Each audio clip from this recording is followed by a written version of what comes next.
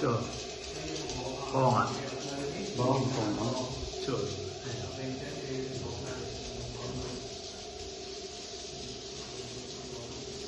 Phong á.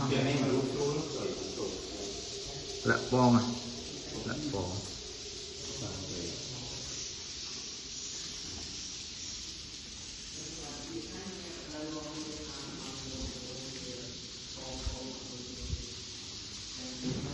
Bước cho mình cắt đá lên đây cho mà chặt ngọt. Trời má, tôm cố đó. Đây.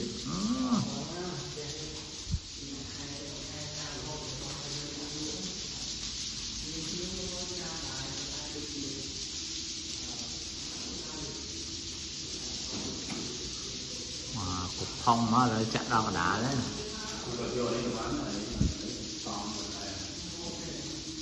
Mày muốn có ớt trâu, mày muốn có ớt trâu ở đấy.